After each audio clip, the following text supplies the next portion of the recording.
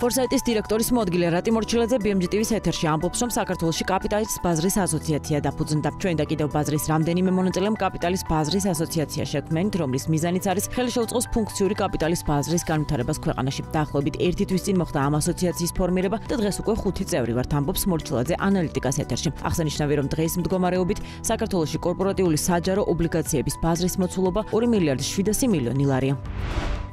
Გარემოსტატვის სამინისტროს სურსათთან პირდაპირ შეხებაში მყოფი ერთჯერადი გამოყენების პლასტიკის მოხმარების რეგულირებას 2025 წლის 1 იანვრიდან იწყებს. როგორც სამინისტროში გვითხრეს, მიღებული გადაწყვეტილებით პირველ ეტაპზე 6 დასახელების პროდუქტის წარმოება, ბაზარზე განთავსება და იმპორტი აიკრძალება. საუბარია დანაზე, ჩანგალზე, კოვზზე, ჭხირებზე, თეფშებზე, საწრუპებსა და სასმელის მოსარევ ერთჯერადი გამოყენების პროდუქტებზე. უწყების განმარტებით რეგულაცია არა მხოლოდ მწარმოებლებს და იმპორტიორებს, არამედ საზოგადოებრივი კვების ობიექტებსაც შეეხება, რომლებიც პლასტმასისგან დამზადებული ერთჯერადი სასურსათო კონტეინერებისა და ჭიქების საშუალებით ახდენენ ბზასურსათის მომხმარებლებისთვის მიწოდებას. ბიზნესი ამბობს, რომ ასეთ მოკლე დროში ბაზრის გადაწყობა შეუძლებელია. ლანჩ გრუპის დამფუძნებლის თქმით, კერძო სექტორს სავარაუდოდ 3 თვე ექნება იმისთვის, რომ ნაშთების რეალიზაცია მოახდინონ, თუმცა ესეც საკმარისი დრო არ არის. გარდა ამისა, სამინისტროს მხრიდან შეთავაზებულია, რომ პლასტიკი ხის ან ქაღალდის მასალით ჩანაცვლდეს, რაც 4-5 ჯერ უფრო ძვირი ღირს ვიდრე პლასტიკი. ეს კი ბიზნესის მხრიდან დროსთან ერთად საკმაოდ სოლიდურ ინვესტიციას მოითხოვს.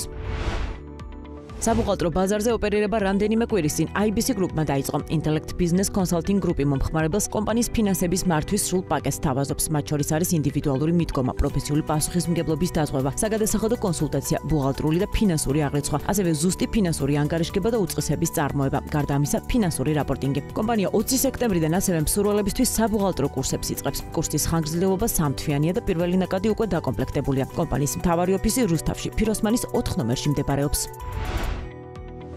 პომნა ორგანიკი ქართული წარმოშობის ორგანული წვენების ბრენდი, რომელიც წლები Amazon-ზე ერთ-ერთი მოთხოვნადი პროდუქტია, მომავალი წლიდან ამერიკის ნაციონალური სუპერმარკეტების ქსელში გამოჩნდება. როგორც კომპანიის თანადამფუძნებელი ლევან კახაძე BMG-თან ამბობს, პომნა ორგანიკი ამჟამად საქართველოში წარმოებულ წვენებს ამერიკის შეერთებული შტატების ბაზარზე ყიდის და ამ დროისთვის უკვე 10 მილიონზე მეტი ბოთლი აქვს რეალიზებული. ინფორმაციისთვის გეტყვით, რომ Amazon-ზე პროდუქციის შეკვეთის ღირებულება, რომელიც 12 ბოთლი ორგანული წვენისგან შედგება, $50. მისივე ინფორმაციით, ბრენდის პროდუქცია 24 სახეობის ორგანულ წვენს მოიცავს.